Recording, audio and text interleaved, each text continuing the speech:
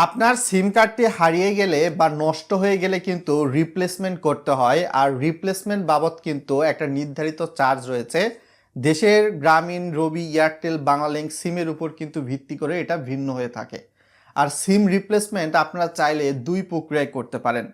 প্রথমে কথা বলবো গ্রামীণ ফোন বা জিপি সিমের গ্রাহক বা যারা ডিজুস সরাসরি ব্যবহার করেন। এই সকল সিমের ক্ষেত্রে আপনি দেখবেন নর্মাল একটা প্যাকেজ রয়েছে, আবার গ্রামীণ ফোন বা ডিজুসের platinum plus signature star, gold এই টাইপের গ্রাহক রয়েছে।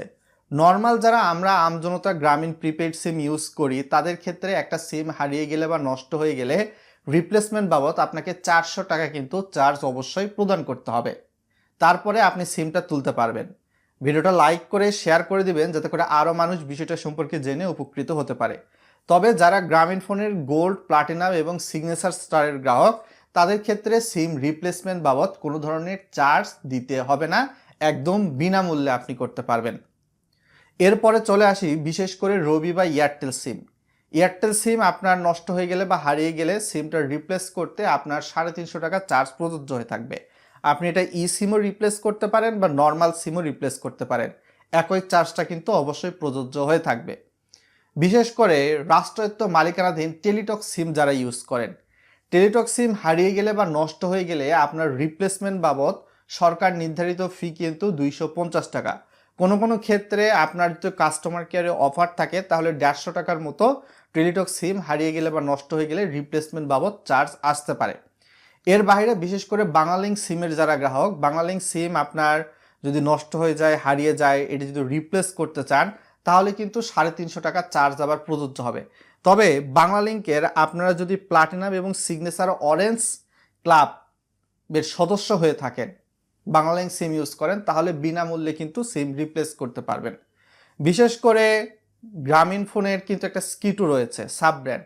স্কিটুর ক্ষেত্রেও কিন্তু সিম রিপ্লেসমেন্ট বাবদ ফি 400 টাকায় প্রযোজ্য হয়ে থাকবে। তো এর সঙ্গে কিন্তু ভ্যাট সংযুক্ত নেই, বিষয়টা আশা করি আপনারা বুঝতে পেরেছেন। এবং এক্ষেত্রে আপনি সিম রিপ্লেসমেন্ট কিন্তু দুইভাবে করতে পারেন।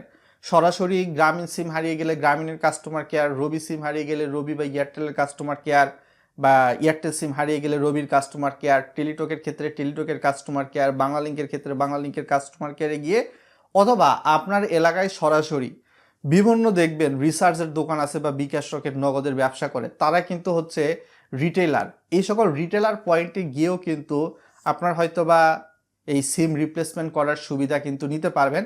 তবে রিটেলার পয়েন্টে সিম রিপ্লেস করতে গেলে কিন্তু আপনার কোম্পানির যে রেটটা রয়েছে তার উপর কিন্তু হয়তো বা দেখা যেতে পারে 50 টাকা বা 100 টাকা বেশি দেওয়া আপনাকে লাগতে পারে, দোকান ভেদে, এলাকার উপর ভিত্তি করে। সো এই বিষয়টির দিকেও আপনারা দৃষ্টি নজর দিয়ে থাকবেন।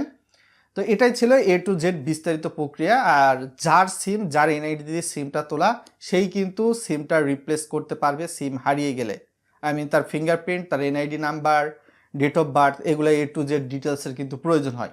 আদারওয়াইজ যার সিম, ওই ব্যক্তি ছাড়া অন্য ব্যক্তি নাম্বার জানলেও কিন্তু সিম রিপ্লেস করতে পারবে না। সো এটাই ছিল মোরাল অফ দ্য স্টোরি।